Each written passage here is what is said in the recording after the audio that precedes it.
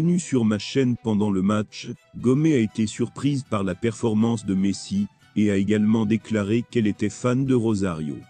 Aujourd'hui, l'actrice et le footballeur sont à nouveau ensemble, mais cette fois pour la charité. Avant de continuer, prends le temps de souscrire, et appuyer sur la touche de notification pour les futures vidéos. Il a été annoncé que Lionel Messi, capitaine de l'Albiceleste, avait fait don d'un maillot de l'équipe nationale argentine signé personnellement, qui sera vendu aux enchères dans une fondation dirigée par Selena Gomez. Pendant longtemps, je n'ai pas eu besoin de soutien psychologique, parce que je ne comprenais pas ce que je ressentais.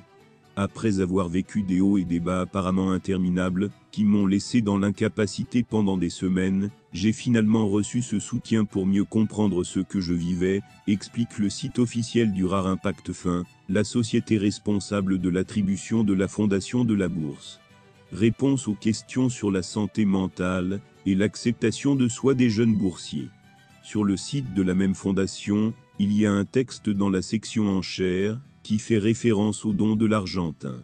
Reportage ramène à la maison un maillot, signé par l'un des meilleurs footballeurs du monde, comprenant des informations détaillées sur le site internet, et une photo du joueur. Les enchères pour le t-shirt dépassent $1000, et pourraient augmenter avec le temps, à mesure que la période d'enchères se termine le 31 octobre. La révélation du cadeau de l'Argentin a tellement attiré l'attention de centaines de fans de Selena Gomez et Lionel Messi, qu'ils ont voulu les voir ensemble sur une photo. Des commentaires comme Lionel Messi marque des buts sur le terrain et gagne les cœurs. Fermez les guillemets. Donnez votre t-shirt au Selena Gomez Wear Impact Fin. Parlez d'aide en matière de santé mentale. C'est une chemise qui a l'air vraiment bien, et j'aime la façon dont Selena s'engage en faveur de la santé mentale. Vraiment la meilleure personne au monde, ont-ils souligné dans un tweet. Le prochain événement de la fondation Selena Gomez aura lieu le 4 octobre.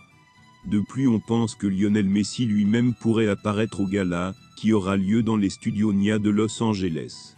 Lionel Messi est encore convalescent d'une blessure musculaire, et il n'y a pas de date pour son retour. Le prochain match de l'Inter Miami aura lieu, le mercredi 4 octobre à 18h30 au Guatemala, Chicago plus tôt. Lionel Messi est souvent calme, mais peut encore saigner. Ce fut le cas lors des quarts de finale de la Coupe du Monde 2022 au Qatar, à l'issue du match entre l'Argentine et les Pays-Bas, que les Argentins ont remporté au tir au but au terme d'un match très acharné. Après le match, Lionel Messi a surpris l'arbitre espagnol, qu'il rencontrait souvent lors des matchs, avec le FC Barcelone. Lors de la Coupe du Monde 2022, Lionel Messi était le véritable héros de son pays. À 35 ans, il mène son équipe au sommet du monde, et remporte la Coupe du Monde. Il devient le meilleur joueur, et le deuxième meilleur buteur de la compétition. Cependant, lors des quarts de finale contre les Pays-Bas, l'Argentine a failli être éliminée de la compétition. Les coéquipiers de Messi menaient 2-0, et l'ont rattrapé dans les derniers instants du match. Après le match, Lionel Messi s'en est d'abord pris à l'attaquant néerlandais Weghorst, puis à l'arbitre espagnol de la rencontre, Matelau. Juge, je préfère même ne pas en parler, nous ne pouvons pas être honnêtes, mais les gens ont vu ce qui s'est passé. Nous avions peur avant le match, et ce à quoi nous nous attendions s'est produit. La FIFA doit s'en inquiéter. Il ne peut pas nommer un tel arbitre pour un match de cette importance. Merci d'avoir regardé cette vidéo, et je vous prie de laisser vos commentaires.